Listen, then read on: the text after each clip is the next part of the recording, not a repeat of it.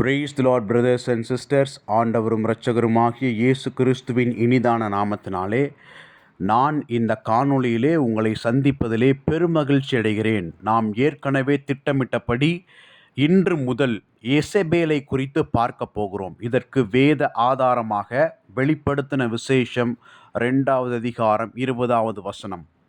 நான் உங்களுக்காக அந்த வசனங்களை வாசிக்கிறேன். தன்னை தீர்க்கதரிசி என்று சொல்லுகிற ஏசபேல் என்னும் ஸ்திரீயானவள் என்னுடைய ஊழியக்காரர் வேசித்தனம் பண்ணவும் விக்கிரகங்களுக்கு படைத்தவைகளை புசிக்கவும் அவர்களுக்கு போதிக்கிறாள். நம்ம வேதம் இந்த வசனத்தில் தெளிவாக சொல்லுகிற 2 காரியங்கள். எசபேல் எனும் பெண் ஒரு தீர்க்கதரிசி என்று நம்முடைய வேதம் நமக்கு சொல்லுகிறது. இப்போ இந்த இடத்துல தீர்க்கதரிசி என்று சொல்லுகிறதுனால எசபேல் கர்த்தரிடத்திலிருந்து தீர்க்க தரிசனம் பெறுகிறாள் என்று அர்த்தம் அல்ல.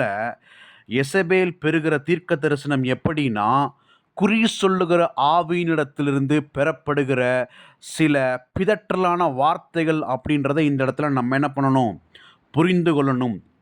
அப்போ எசபேல் இன்று வரைக்கும் தீர்க்க தரிசனம் என்ற பெயரிலே, வாக்குத்தத்தம் என்ற பெயரிலே சபையிலே அமர்ந்து கொண்டு, சபையில் இருக்கக்கூடிய உண்மையில்லாத சில பாஸ்டர்ஸின் மீது அமர்ந்து கொண்டு இவள் சபைக்கு குறி சொல்லி கொண்டிருக்கிறாள் அப்படின்ற விஷயத்த நாம் இந்த இடத்துல புரிந்து கொள்ளணும்.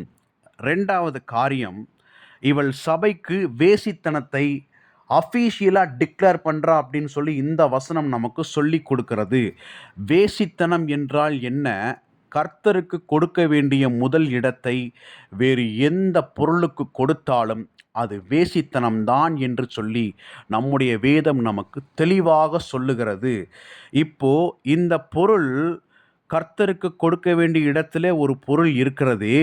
இது நாளாக நாளாக இது எப்படி மாறும் என்று சொன்னால் விக்கிரகமாய் மாறும் என்று சொல்லி நம்முடைய வேதம் நமக்கு தெளிவாக கற்றுக் கொடுக்கிறது.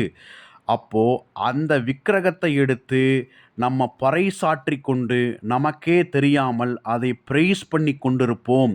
இது தான் விக்கிரக ஆராதனை என்று நம்முடைய வேதம் நமக்கு தெள்ள தெளிவாக சொல்லுகிறது. மேலும் இந்த வசனத்தை நீங்கள் தியானியுங்கள்.